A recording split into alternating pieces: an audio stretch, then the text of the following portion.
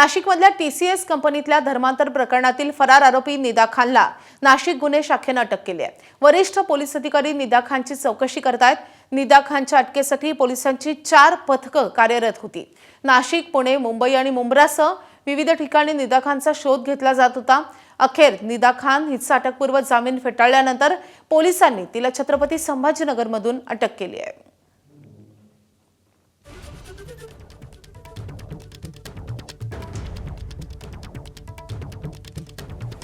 दरम्यान Nashik road police ठाण्याबाहेरून याचा आढावा घेतलेला आहे आमचे प्रतिनिधी मुकुल कुलकर्णी यांनी।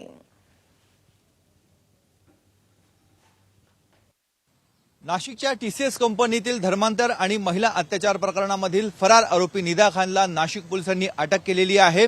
नाशिक रोड पोलीस ठाण्याच्या लॉकअपमध्ये सध्या तिला ठेवण्यात आलेले आहे। आपण बघतोय मध्यरात्री 2:30च्या सुमारास निदा खान ही नाशिकमध्ये तिला पोलिसांनी आणलेला आहे आणि आतमध्ये ती आता पोलीस कोठडीमध्ये आहे।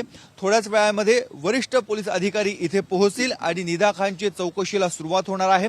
निदा खानच्या तपासासाठी पोलिसांची 4 पथकं तैनामध्ये होती। त्यातील 3 पथकं ही प्रत्यक्ष फील्डवर होती, तर 1 पथक हे तांत्रिक सहाय्य करत होतं। निदा खानचा नेमका ठाव ठिकाणा कुठे आहे, निदा खान कोणाच्या संपर्कामध्ये आहे, कुठल्या कुठल्या मोबाईलचा वापर तिच्या माध्यमातून केला जात आहे, असे तांत्रिक सल्ला देऊन तिचं लोकेशन काय आहे हे शोधण्याचं एक टीम काम करत होती। आणि त्या दृष्टीने जे 3 पथकं हे रस्त्यावर, ग्राउंडवर, फील्डवर तैनात होते त्यांना मार्गदर्शन केलं जात होतं। 25 मार्चला या संदर्भातला पहिला गुन्हा दाखल झालेला होता। 25 मार्च पासून निदा खान ही फरार होती। दरम्यानच्या काळात तिच्याकडनं अटकपूर्व जामिनासाठी अर्ज देखील करण्यात आलेला होता।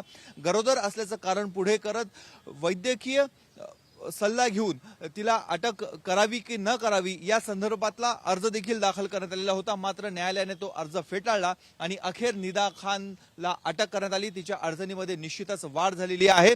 थोड्याच वेळामध्ये वरिष्ठ अधिकाऱ्यांकडून तिची चौकशी केल्यानंतर तिला सोनोग्राफीसाठी इथल्या एका रुग्णालयामध्ये नेलं जाईल। तिथून पुढे तिला पुन्हा एकदा याच पोलीस स्टेशनमध्ये आणलं जाईल आणि साधारणतः दुपारी 2:30 ते 3च्या दरम्यान निदा खान हिला नाशिक रोड न्यायालयामध्ये हजर केले जाणार आहे। त्यामुळे आज न्यायालयामध्ये नेमके कुठले खुलासे होतात हे बघणं महत्त्वाचं आहे। निदाला अटक केल्यानंतर तिचे मोबाईल फोन देखील पोलिसांनी जप्त केलेले आहेत। कॅमेरामन किरण कटारेसह मुकुल कुलकर्णी, ABP माझा, नाशिक। दरम्यान निदा खान छत्रपती संभाजीनगरच्या नारेगाव परिसरातल्या कैसर कॉलनीमधील एका फ्लॅटमधून लपली होती। या फ्लॅटमधूनच निदा खानला अटक करण्यात आली आहे। तिथून एक्सक्लुझिव्ह आढावा घेतलेला आहे आमचे प्रतिनिधी कृष्णा केंडे यांनी।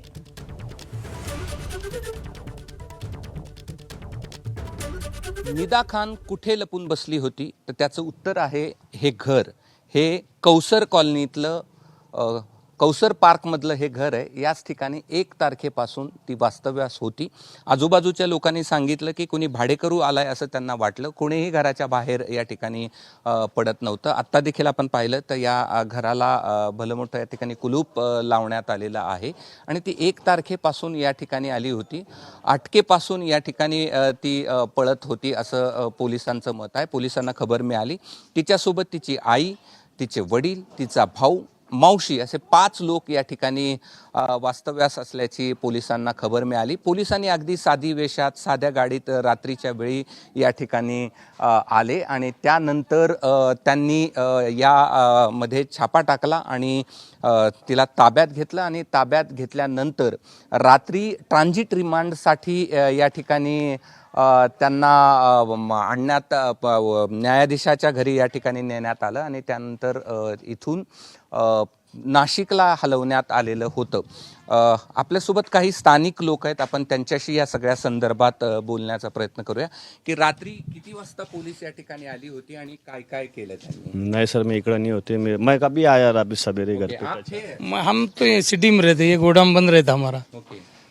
की आपण पाहतोय की हे घर आहे आणि याच ठिकाणी ती 7 दिवस वास्तव्यास होती आणि लपून बसलेली होती। मात्र पोलिसांना छापा मिळाला। घर कसं निर्जळी आहे, म्हणजे कोणालाही संशय येणार नाही अशा पद्धतीचं घर आहे। मागे शेती आहे, निर्मनुष्य थोडासा एरिया आहे। नारेगाव म्हणजे शहराच्या दूर आहे आणि आत्ता आपण पाहिलं तर पोलिसांनी छापा टाकला आणि छत्रपती संभाजीनगरच्या याच घरातून तिला ताब्यात घेण्यात आलंय। कॅमेरामन धनंजय दारुंटेसह मी कृष्णा केंडे, ABP माझा, छत्रपती संभाजीनगर।